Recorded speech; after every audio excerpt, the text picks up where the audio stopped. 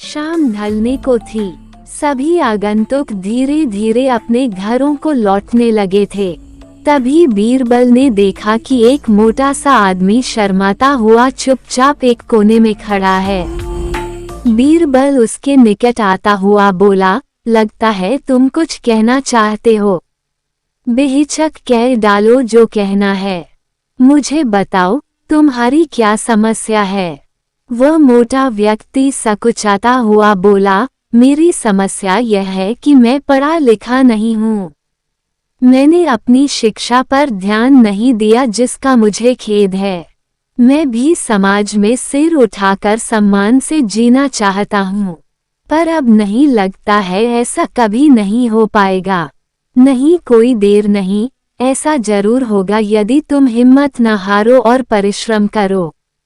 तुम्हें भी योग्यता है, बीरबल ने कहा, लेकिन ज्ञान पाने में तो सालों लग जाएंगे। मोटे आदमी ने कहा, मैं इतना इंतजार नहीं कर सकता। मैं तो ये जानना चाहता हूँ कि क्या कोई ऐसा तरीका है कि चुटकी बजाते ही प्रसिद्धि मिल जाए। प्रसिद्धि पाने का ऐसा आसान रास्ता तो कोई नहीं है। बीरबल बोला, यदि तुम वास्तव में योग्य और प्रसिद्ध कहलवाना चाहते हो तो मेहनत तो करनी ही होगी, वह भी कुछ समय के लिए। ये सुनकर मोटा आदमी सोच में डूब गया। नहीं, मुझमें इतना धैर्य नहीं है। मोटे आदमी ने कहा, मैं तो तुरंत ही प्रसिद्धि पाकर पंडित जी कहलवाना चाहता हूँ। ठीक है, बीरबल बोला, इसके लिए तो एक ही उपाय है। कल तुम बाजार में जाकर खड़े हो जाना। मेरे भेजे आदमी वहां होंगे जो तुम्हें पंडित जी कहकर पुकारेंगे। वे बार बार जोर जोर से ऐसा कहेंगे।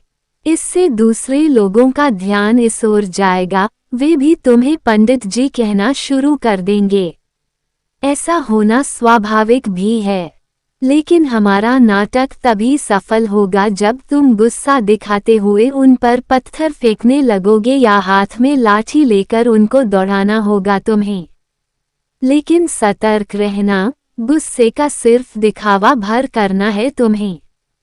किसी को चोट नहीं पहुंचनी चाहिए। उस समय तो वह मोटा आदमी कुछ समझ नहीं पाया और घर लौट गया। अगली सुबह वह मोटा आदमी बीरबल के कहेनुसार व्यस्त बाजार में जाकर खड़ा हो गया। तभी बीरबल के भेजे आदमी वहां आ पहुंचे और तेज स्वर में कहने लगे, पंडित जी, पंडित जी, पंडित जी। मोटे आदमी ने ये सुन अपनी लाठी उठाए और भाग पड़ा उन आदमियों के पीछे, जैसे सच ही में पिटाई कर देगा।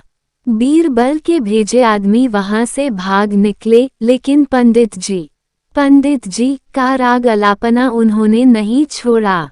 कुछ ही देर बाद आवारा लड़कों का वहां घूमता समूह पंडित जी चिल्लाता हुआ उस मोटे आदमी के पास आ धमका।